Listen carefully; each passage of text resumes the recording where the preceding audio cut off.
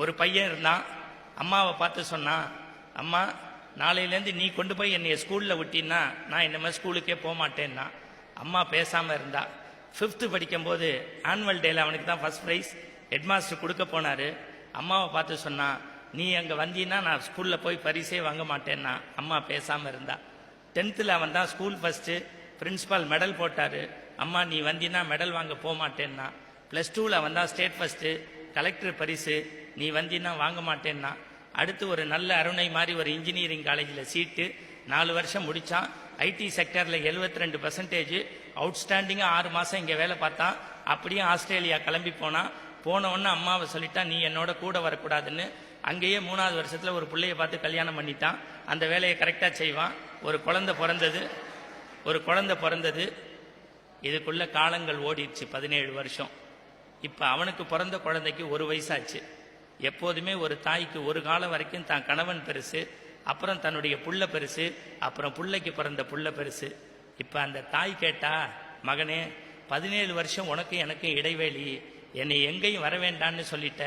இன்னைக்கு உனக்கு பிறந்த புள்ள என்னுடைய பேரனை பார்க்கறதுக்கு எனக்கு அனுமதி தெரியான்னு ஒரு கடிதம் எழுதினான். அதுக்கு அவன் பதில் போட்டான், அம்மா 3ஆம் கிளாஸ் என்னை ஸ்கூலுக்கு கொண்டு போய் விடுறதுக்கு வரேன், என்ன வேண்டான்னு சொன்னேன். 5வது பரிசு வாங்க வரும்போது கேட்டேன், வேண்டான்னு சொன்னேன். இப்படி டிகிரி வரைக்கும் வந்துச்சு. ஏன் தெரியுமாமா உன்னை வேண்டான்னு சொன்னேன்? பள்ளிக்கூடத்தில் எல்லாரும் இவனை கலெக்டர் பையன், இவன் வாத்தியார் பையன், இவன் வக்கீல் பையன், இவன் இயக்குனர் பையன்னு எல்லாருக்கும் பேர் வச்சு கூப்பிடுவாங்க. என்னைய மட்டும் பொட்டக்கண்ணோடைய பையன்னு உனக்கு ஒரு கண்ணு இல்லாதனால என்னை கேவலப்படுத்தினாங்கம்மா. என்னுடைய கேவலங்கிறது என்னோடைய போட்டும், எனக்கு பிறந்த பிள்ளையும் நீ பார்த்து கொஞ்சினா பொட்டக்கண்ணோடைய பாட்டி தானா இவன் அப்படின்னு சொல்லுவாங்கம்மா. அதனால என் பிள்ளைக்கு உன்னுடைய பேரனுக்கும் பொட்டக்கண்ணுங்கிறது வேண்டாமா, நீ வராதேன்னா.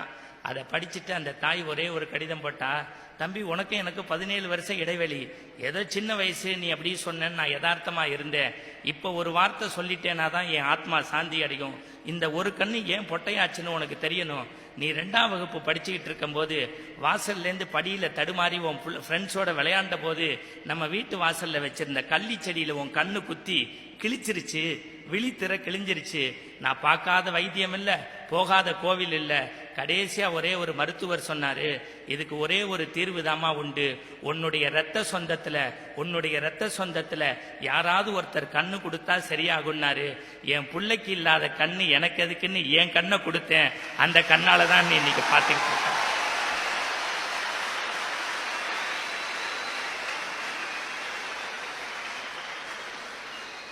இதுக்கு மேல